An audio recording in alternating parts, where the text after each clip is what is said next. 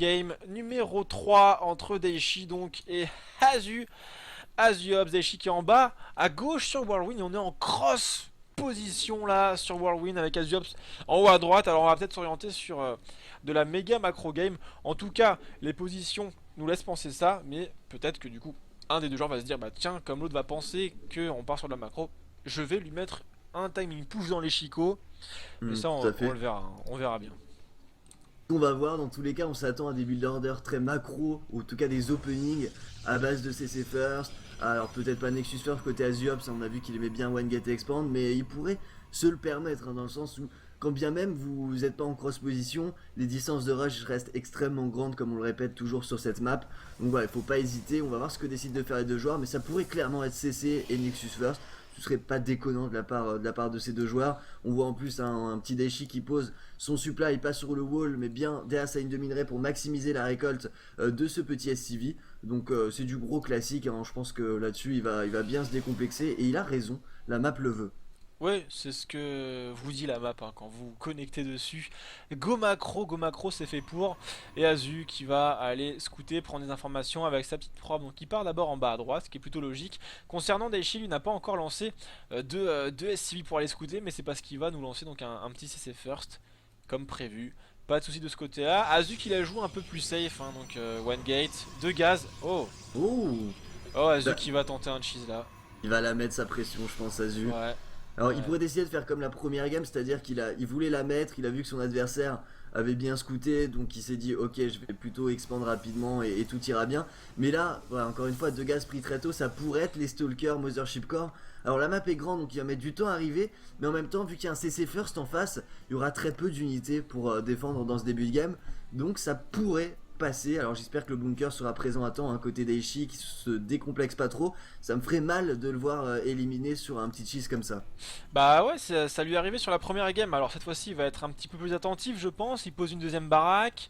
Il va se faire scouter d'ici quelques secondes. Azuops hein, qui va s'apercevoir donc que l'adversaire est très loin. Ça, par contre, c'est un bon point hein, pour Daichi, le fait Ouais, d'être tout à complètement à fait. l'opposé. Parce que quand votre adversaire part sur une stratégie agressive, comme ça y ressemble pour l'instant, bien qu'il ait mis que deux récolteurs au gaz sur chacun des gaz, en tout cas, ça veut probablement dire une stratégie agressive. C'est bien d'être en cross, hein. Ça c'est un bon petit point. Ça veut dire que le chemin sera un peu plus long pour l'adversaire.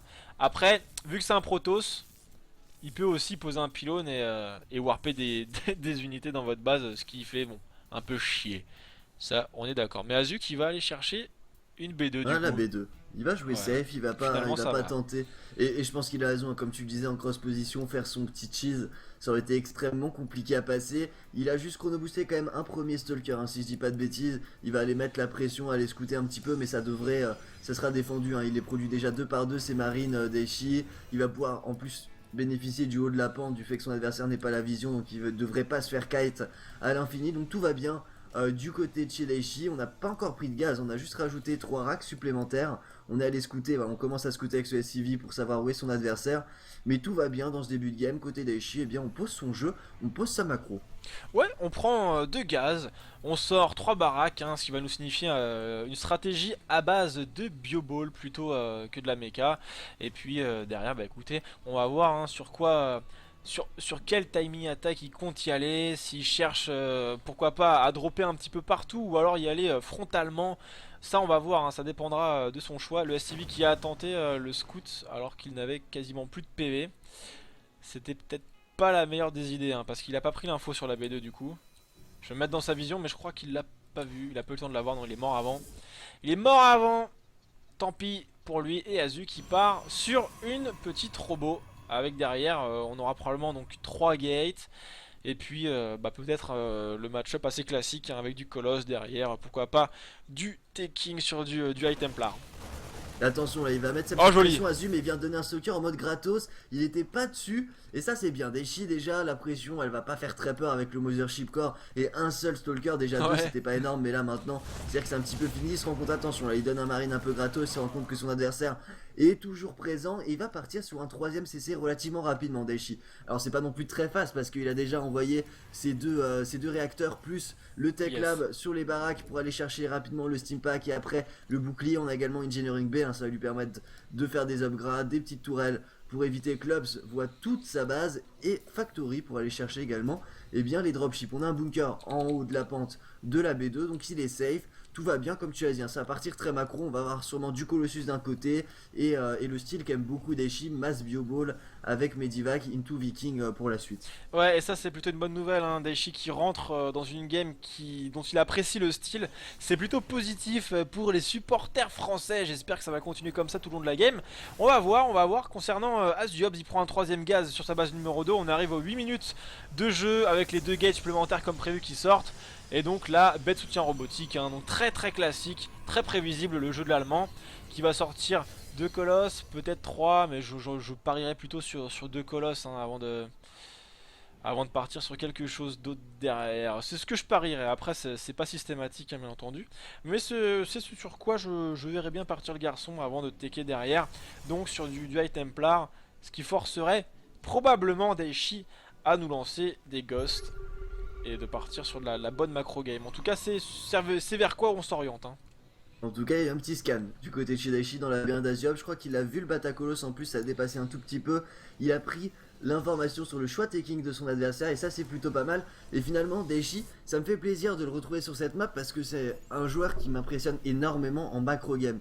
Il a toujours une production impeccable et je pense que plus la game dure et plus ça va en sa faveur, on va dire, même si attention, Azu a un également très bon late game dans ce match-up, mais je pense vraiment que Daichi est favori là-dessus, donc attention. Et là la map ça lui permet un cross position, on a le troisième CC qui a été posé très rapidement, on rajoute 2 racks, on commence la production de Medivac 2x2, le plus 1 d'attaque également qui va se terminer. Et là Daichi il va salvage son bunker et commencer à mettre une petite pression puisque son adversaire a posé B3. Et Nick, notre ami Nick qui Nick lag, donc on va attendre un petit peu, je pense qu'il va quitter la game. Ouais, et lui vu comme c'est parti, il va... Ah non, c'est bon, c'est revenu. Paused. Ah, la Daichi qui va dire out. Sorry. Connaissant Daichi, je suis sûr. Ah non, but I don't want to joke. Ah bon? Je pense qu'il va lui demander de partir à cause des lags. Ouais. Voilà, c'est ça, ça m'étonne pas. C'est que il a lagué qu'une fois, mais le problème c'est que si pendant une grosse fight où sa micro gère à mort, il y a un petit lag comme ça peut casser complètement le rythme. Et donc Nick je pense va quitter la game et on va repartir pour la suite. En tous les cas B3 posé côté Azuops et Daichi qui attend. Ok, il se rend compte que son adversaire que l'Ops ne part pas et du coup tant pis. Ah ok. C'est pour le stream anglais, voilà. Ok, très bien. C'est donc reparti. On est reparti, bon ça arrive, on va avoir des petits lags. Très bien. Donc on a pour l'instant côté Azu, on a 2 la gate, 1, 2, 3, 4, 5, 6 avec la thermolance, un deuxième colosse qui va arriver. Et la B3 qui va arriver à un moment un peu délicat pour le joueur Protoss puisqu'il y a un méga go qui est lancé. Go les amis, 108 de pop contre 89 sur le point de vue de l'armée, 52 de pop contre 40, mais on a du colosse. Et ça fait toute la diff parce qu'en face pour l'instant on n'a pas de viking et on a du force field, il a intérêt à bien déplacer. Oh il coupe son armée en deux. Ah non. Oh l'erreur.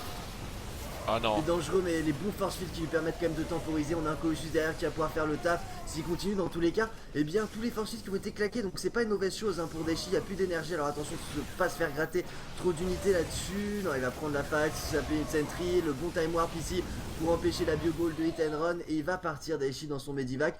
Mais il a l'information que la V3 est posée, il sait qu'il n'y a plus énormément d'énergie sur les sentries, donc il pourrait décider de faire un go dès qu'il aura quelques vikings pour essayer de sniper cette B3 Protoss. Pendant ce temps là, lui il a posé également la sienne et il commence à miner bien évidemment énormément dessus, beaucoup de SCV, 3 mules également qui ont été largués.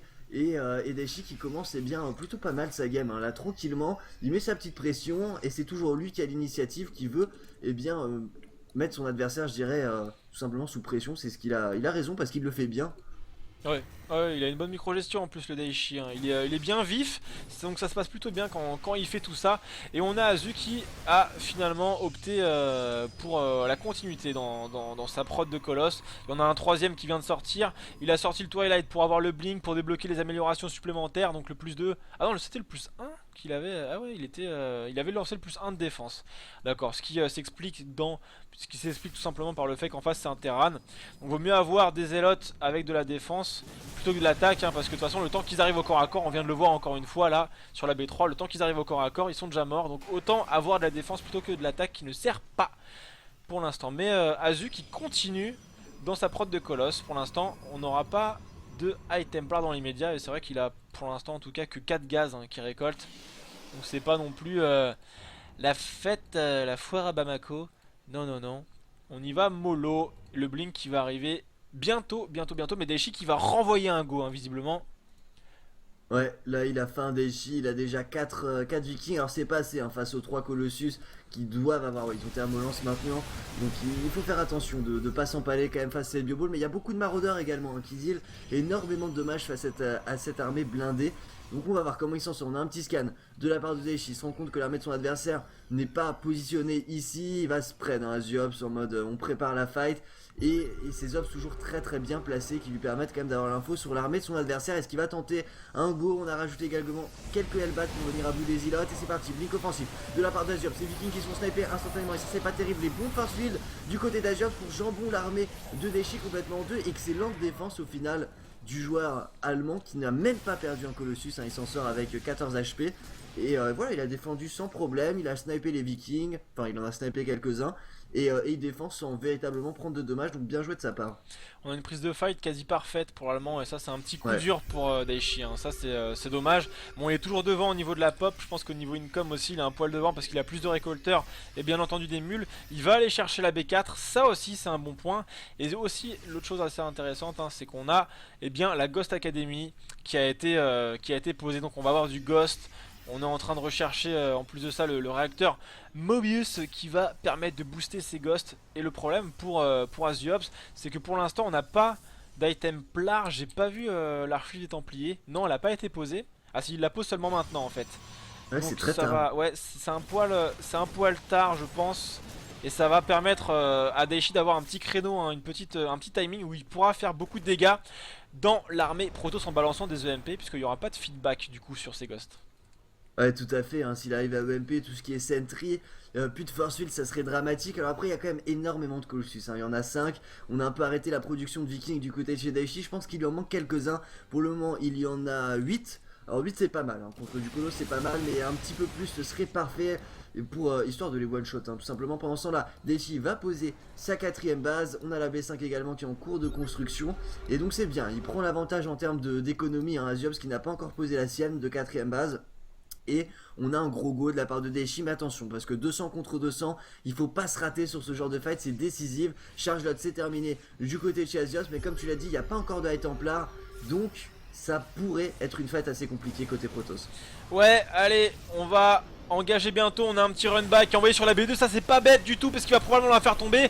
Et on engage la fight. Un premier colosse qui tombe, les deuxièmes qui va suivre derrière. Et là, ça se passe déjà beaucoup mieux pour Daichi qui va. Ah, dommage, la B2 ne tombera pas. Hein. La B2 ne tombera pas, mais les colosses, eux, ont pris extrêmement cher. On n'en a plus. Et la B2 qui tombe finalement. Et ça se passe très bien là pour le joueur français qui n'aura décidément même pas besoin de ses ghosts pour faire de gros dégâts sur l'armée du Protoss là. Ah, ça joue tellement la B2 bien. qui est tombée, les profs qui sont cool et ça c'est catastrophique, il n'y a plus que du Stalker Big, tous les Colossus se font sniper. Alors là, les Hellbat là sur les drones c'est pas la bonne solution.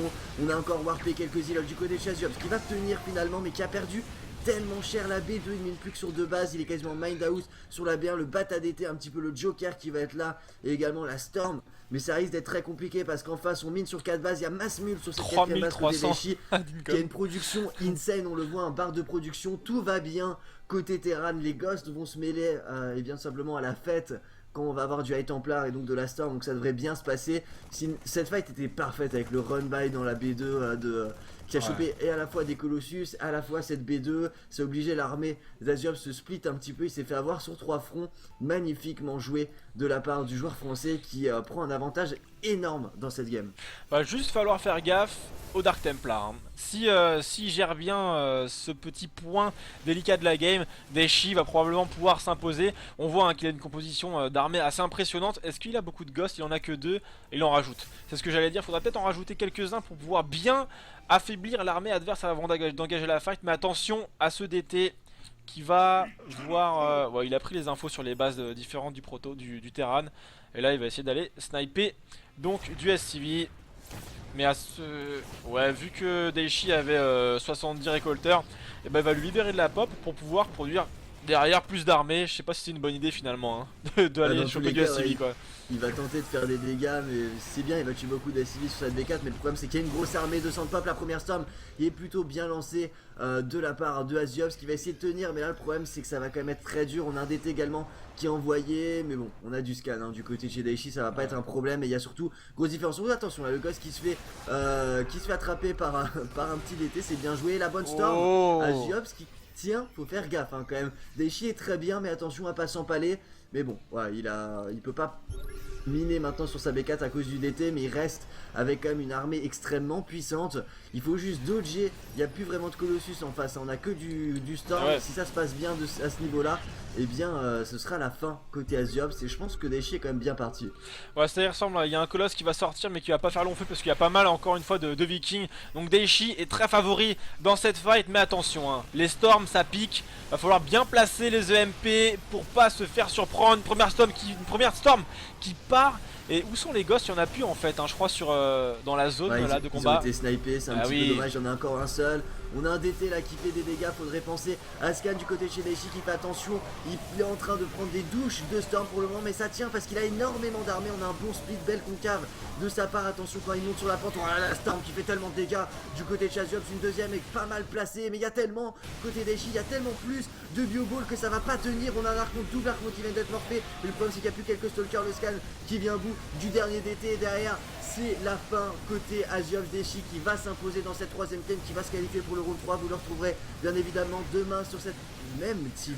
Magnifique Daichi, tellement fort en macro game ce joueur. Et GG. GG.